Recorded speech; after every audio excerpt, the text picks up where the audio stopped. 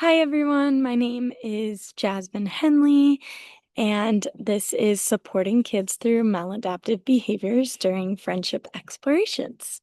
As you can see, I'm actually at one of our FE sites right now. I'm at Miller Grove. It's such a beautiful day, and I thought I'd share this beautiful view with you all as we talk about supporting kiddos out in nature. So I'll start with a short introduction of who I am, and I'll outline some of the core messages and need to know things before we keep going, covering all the content. Then I'll go over the basics in terms of traditional behavioral approaches, um, and then move into our role as therapists while in FE and supporting maladaptive behaviors. Then we'll look at specific strategies that you will be able to use at FE, and then end with 3 scenarios that have actually happened um, that are on video or acted out. And we'll talk through them and talk about how they were handled and how what other strategies could have been used. So, yeah. Yeah. Okay. So, as I mentioned, my name is Jasmine. I'm an occupational therapy student, and I've been truly grateful to have the opportunity to be a part of the inspiring and impactful work here at Ready, Set, Go and Friendship Explorations. And for my student project, I'm creating this video that can be used as a resource for therapists, aides, and volunteers who participate in friendship explorations. And this training video is designed to offer guidance on understanding and supporting kids through maladaptive behaviors that you may encounter while working at FE.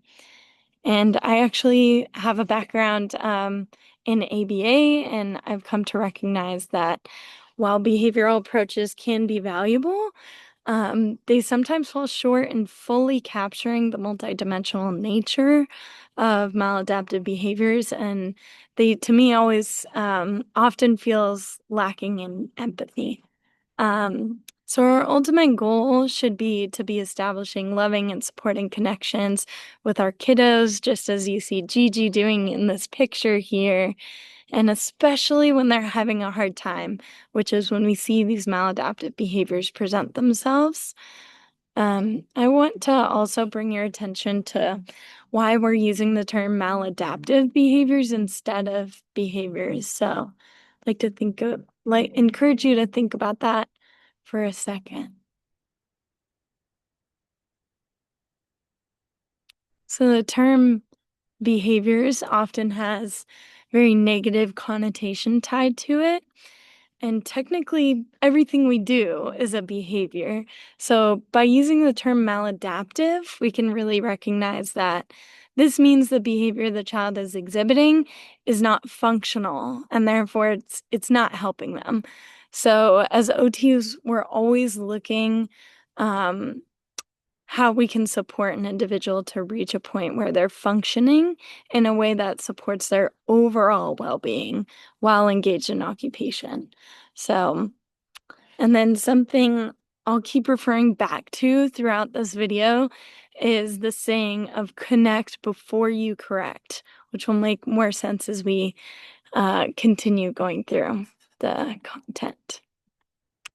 So next we'll talk about why do maladaptive behaviors occur. So why do behaviors occur? That's the big question. You may find yourself asking this, especially in moments when it's unclear what triggered the behavior to occur, maladaptive behavior. It's important to recognize that explosive, like we often think about behaviors as being explosive. They're not always explosive, but explosive behaviors can be jarring for you as a therapist who's responding, especially when you're supporting 5 other kiddos at the same time. And we need to make sure we are regulated for the child's therapeutic benefit. Ross Green has this really great quote that helps shift one's perspective and focus in on the clinical aspects of what's really going on. He says that challenging behaviors occur when the cognitive demands being placed upon the child outstrip that child's ability to respond appropriately. So essentially, the task demand outweighs or is greater than the child's ability to respond. This helps frame the maladaptive behavior in a way where we're focused more on the child's current skills and abilities and recognizing that there is a purpose behind that maladaptive behavior. In the moment, it's easy to think about, like, think to ourselves, like, what was like a kid hits you and you're like, "What was that for?" But, another quote Corey really loves and would like us all to remember is that they aren't giving you a hard time, they're having a hard time. So these are just really good things to keep in mind as we go through the content. And then another thing to keep in mind, is that maladaptive behaviors are a result of a stress response. We all know fight, flight, and freeze, and that the neocortex and frontal lobe is last to develop and is compromised in these situations. So our reasoning skills are completely shut off. Those reasoning skills are in our thinking brain. That's completely shut off. When a stress response is triggered, which is happening in the low brain stem, the emotional brain.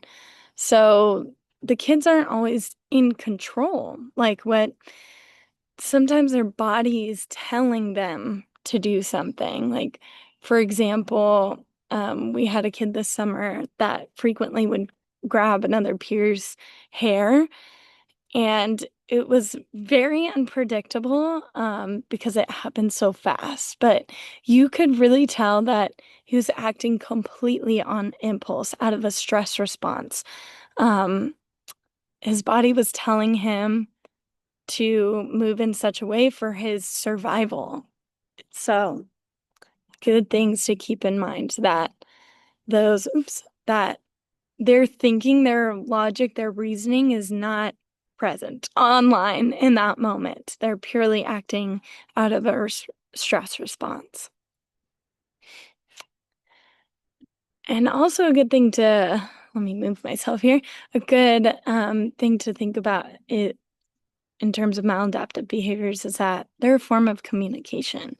Um, they provide really great insights about what needs are not being what which of the child's needs are not being met. It's not always clear, and you may have to really pay close attention. Um, but that's what we're here for, right? Depending on the situation, there might not be an answer. There might be multiple possible answers, and no action step is necessarily wrong. But we need to be intentional about individualizing our approach and tailoring it to meet the child's needs. So we encourage you to use your holistic OT perspective to consider what was their sleep like? Did they eat or have something to drink? What are their sensory needs and sensitivities? What's their family life at home? So, but also thinking about what's going on in the moment, like is the environment noisy? Are there kids yelling? Is the wind blowing really hard? Is there rushing water? Might there be some tactile sensitivities during wet and messy play? Had some kids really be triggered by like slime from a banana slug. Um, and is another kid's maladaptive behavior triggering for another kiddo? Um, for example, like screaming when another peer in the group has auditory sensitivities, that might trigger them to go into a stress response and have their own maladaptive behaviors. So, all right. And then we're going to talk about next the basics of behavioral approaches. So, although there are some critiques of behavioral approaches, As I mentioned earlier in this video, it's helpful to have an understanding of the functions of the behavior that are outlined within the field of applied behavioral analysis, or ABA. And generally, there are two main functions of behavior with the goal of either obtaining or avoiding something. A child might be attempting to obtain attention, tangibles, which are like physical items, or sensory. It might be a sensory thing. Um, so, what might this look like at friendship explorations? One example I can give you is I had a kid this summer who was collecting rocks and was throwing them at me throughout the day, but he had a very calm demeanor about him. And think for a moment why that might be happening.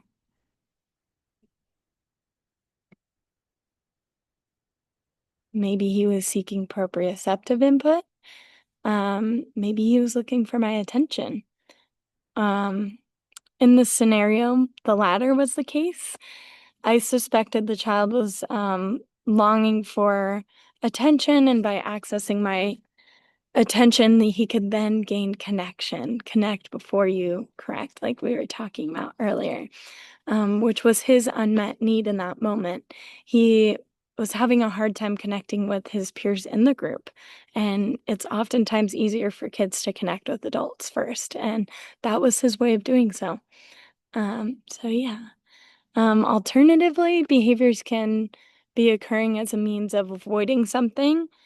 Again, what might this look like at FE? Another kid who I had this summer um, tended to elope from the group. Although this wasn't happening every single week, it was varied, and it depended on the group who he was with. Um, one week he would be great, and other weeks we would be eloping every single day, which made it difficult to determine, does he need an aid? Does he not need an aid? And we all collaborated, those therapists who were working with him, and that revealed that there were multiple potential reasons for this maladaptive behavior, but it all pointed to avoid slash escaping. Sorry, I'm going to move out of the sunlight here. There we go. Um, and he actually admitted feeling worried about or like missing his family, which was rooted in anxiety. So he was looking for some connection. But we also noticed that it happened when he was with a louder group and he had some auditory sensitivities. So there were multiple things kind of going on that was contributing to this maladaptive behavior. Um, I also wanted to point out the concept of reframing gaining attention to a child's drive for belonging and connection. Feeling a sense of belonging and connection is absolutely crucial to building block for us to feel safe and have our needs met. And that's number one before everything else. Once that's met, we can start to target the social skills that we as therapists are striving to work on at FE. So, next we'll talk about our role as therapists in supporting maladaptive behaviors. So, we talk all the time at FE about challenge versus hazards, and sometimes we need to be reminded of this too when we're um, helping support kiddos through maladaptive behaviors. Um, Remember that kids come to FE because they need to learn how to work through these difficult moments. So they maybe come from other camps that they were not able to stay the full day at because of this maladaptive behavior. So we need to consider, like, this is where the therapy happens. Like, we need to consider what level of assistance a child really needs in those moments. Like, can we take a little step back and challenge them to figure it out before stepping in? That can be really hard, but it's something that we challenge ourselves to do here at FB. Yes, we should not necessarily rush in to solve the problem.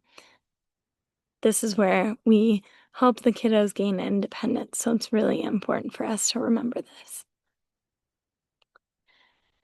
And also, this is why, again, providing that just right challenge is where the therapy happens and why parents are paying so much money for their kids to come to camp.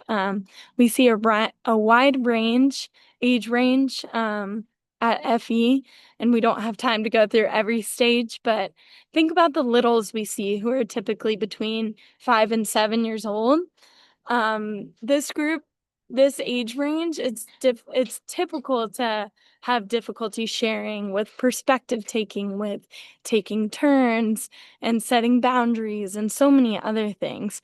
So if a 5-year-old's hitting a peer, is it going to be effective to pull them aside and say, "How do you think that made this other peer feel?"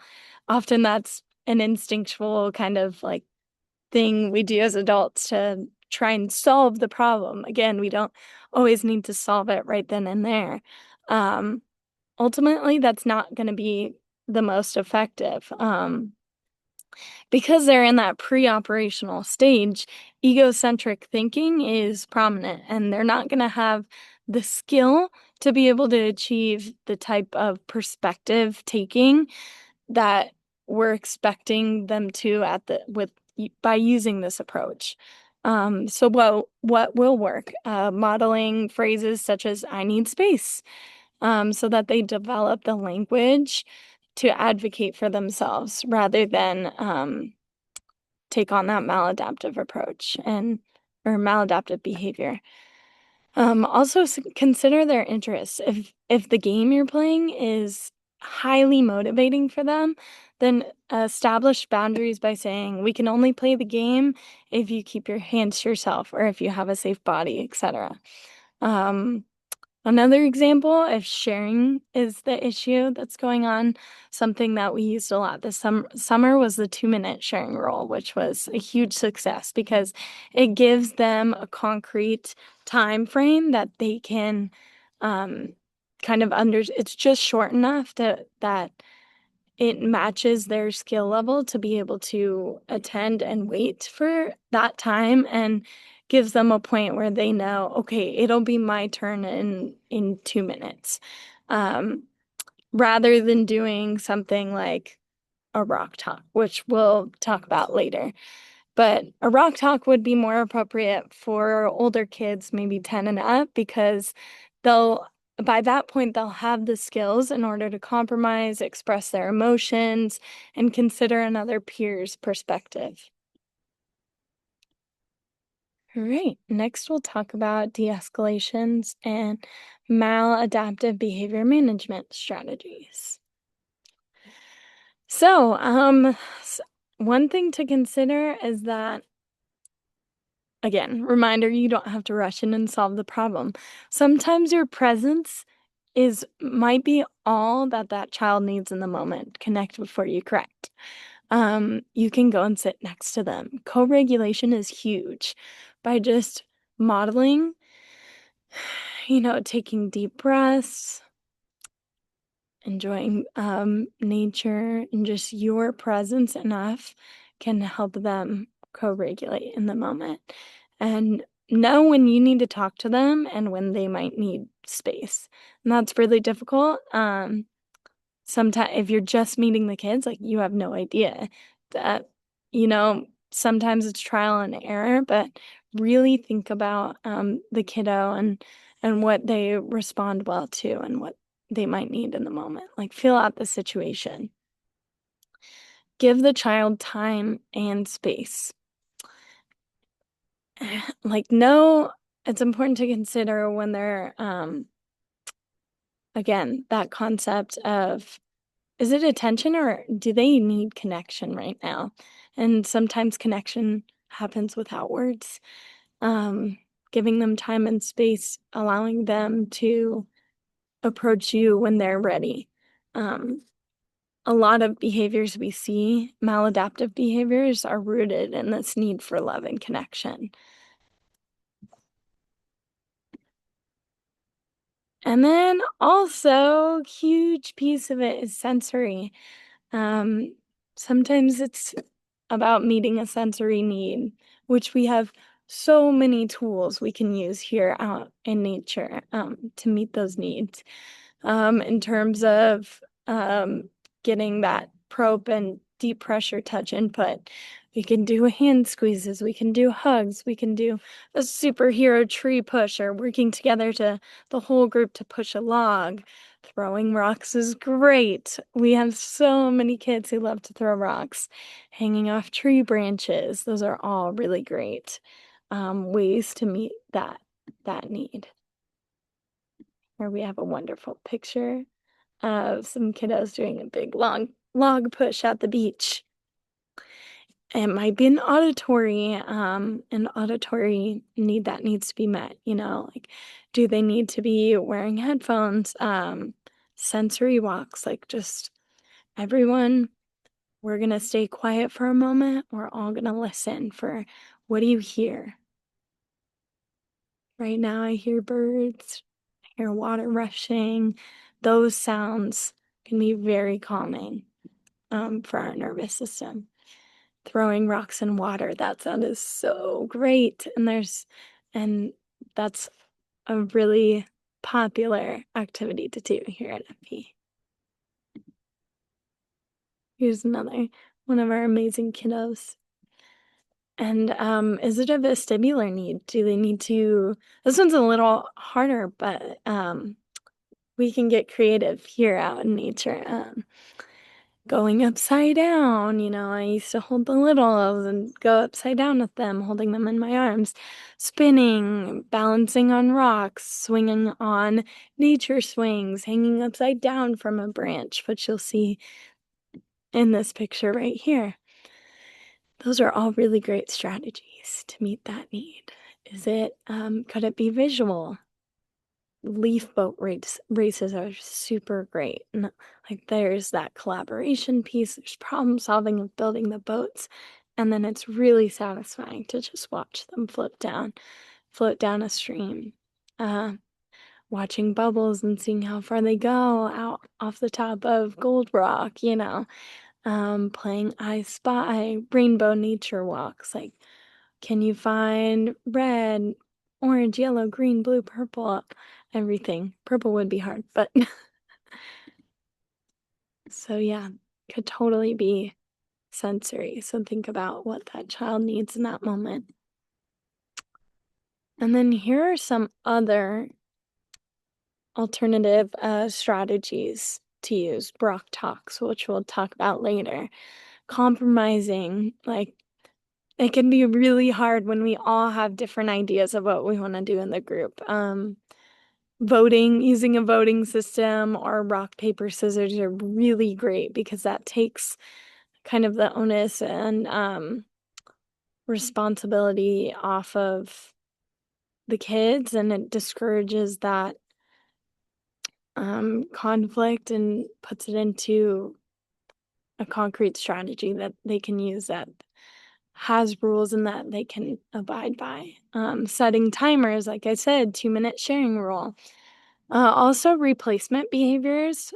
For the example I utilized earlier, the kiddo grabbing another peer's hair.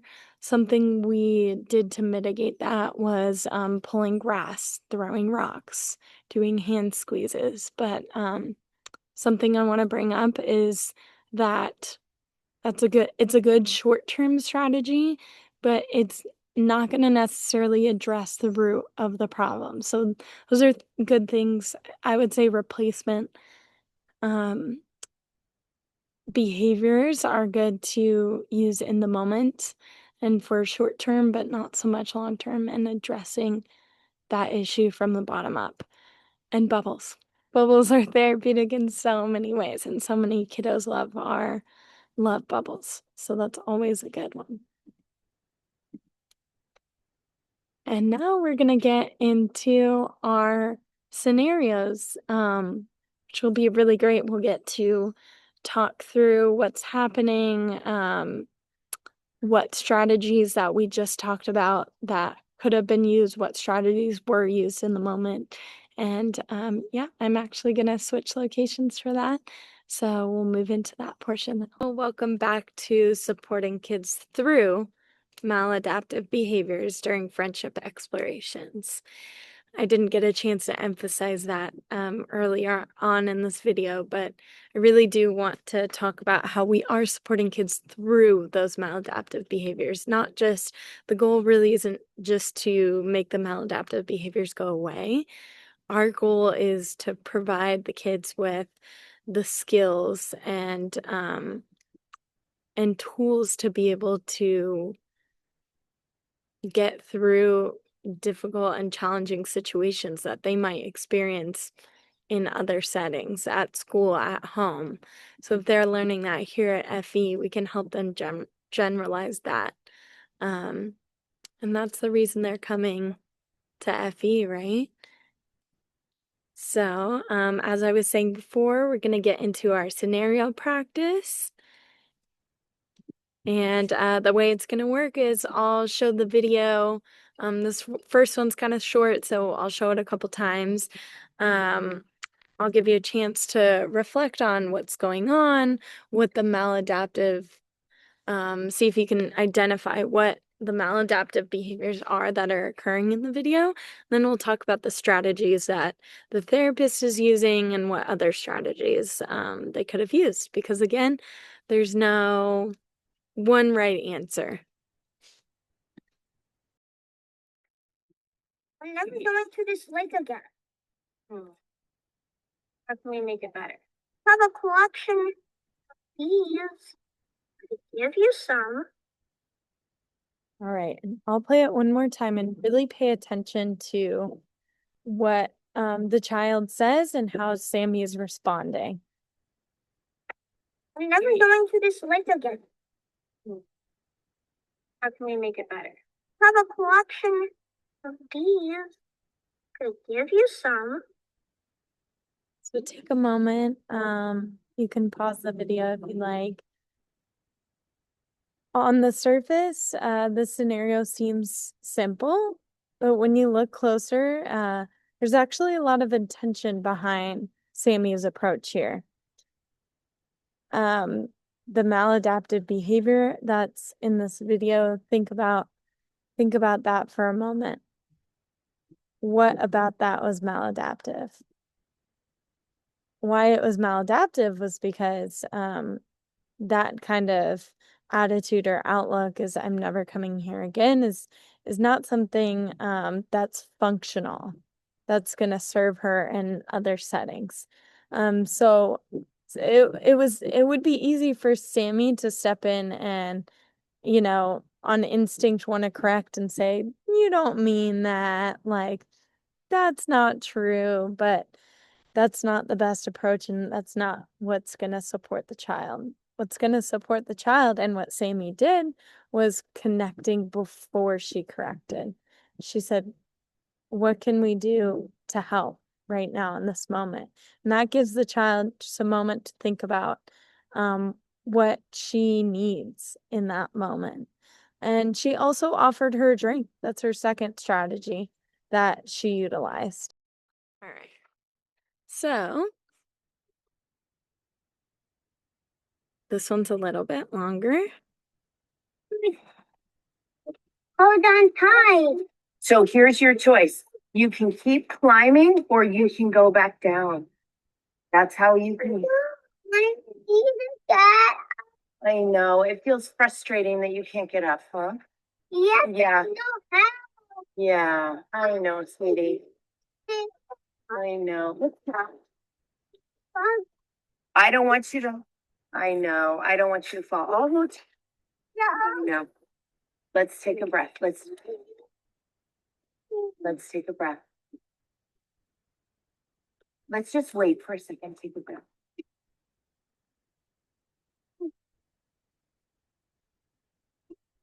Okay.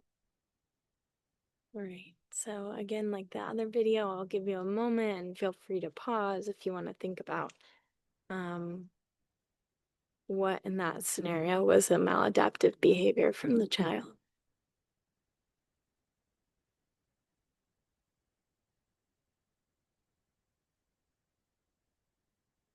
So this one I would say is maybe a little bit more obvious. The child has raised his voice almost to a yelling or screaming level, and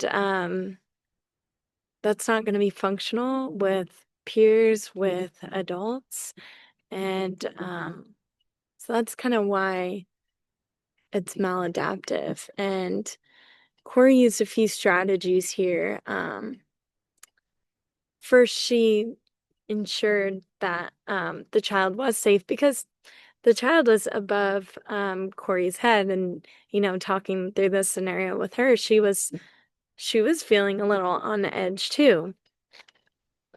And like we talked about, like it's not always about rushing in and fixing it. She could have ran over and helped got him down right away, but then that wouldn't be therapeutic for the child because he wouldn't then learn um the coping tools to calm down in the moment, to think through problem solve and motor plan where he's going to go. And so, first of all, she ensured his safety by holding onto his hands. Um, she also gave him choices. She laid out his choices. You can either go back up or you can go back down. But the main strategy I want to point out here is that she's giving the child time and space. She's connecting before she's correcting. Um, and giving him that time and reassuring him that his feelings are valid, like it's okay to be worried or afraid in that moment. Um, just giving him that time and taking that big breath, modeling that for him, the calmed his nervous system enough to where his thinking brain turned back online for a moment. And he was able to decide for himself, not Corey deciding, he was able to decide for himself, you know what? It's a good idea for me to crawl back down. So you kind of see him sliding down at the end of that video. Um, and feel free to go back and watch again if you didn't catch that. But yeah, your response, my typical response would be to want to get the child down right away. But it's a reminder not to be a helicopter, right? This is why the kids are here at FE, to learn those skills and get through those maladaptive behaviors. And so we'll move on to our next scenario here. Okay, so our next scenario is called a rock talk. This is another Corey favorite. And a rock talk is very simple. It's actually 3 questions, and sometimes there's rock, sometimes there isn't. Most of the time there's rock. Each time, whenever you have 2 kids, whenever one child has a rock, it's their turn to speak and the other one's listening. And it's just 3 questions. They each get to answer what happened. They each pass the rock and answer. What could your friend do to make it better? They each answer with the rock. And can you do that for your friend? And so this is a really great strategy. Again, I kind of mentioned it earlier in the video. Not so great for probably younger kids because, again, matching to their skills and abilities, that's not going to be appropriate. They're not going to have the skills developmentally to be able to participate in a rock talk. So a rock talk is a good option for older kids, probably 10 and up, who have that ability to perspective take and be more empathetic and problem solve with their peer. And this is one that Corey and my fellow student, fieldwork student, and myself acted out. So you'll see us in the video here. So guys, I hear something's going on and you guys aren't feeling very happy with each other. So we're going to do a rock talk. And here's how it works. You each get to say what happens and just what happened. And then you get to say what you want the other person to do to help you feel better. Okay. So you just get to talk when you're. And let me give some context as well. The two kids who were playing in this video were participating in hide and seek. They both found the same spot at the same time. They both got pretty upset. And so what happened is I had pulled them aside after that round of hide and seek and facilitated the rock talk. One had announced to the group that he was going to hide there, and another friend came along who Avina will be playing.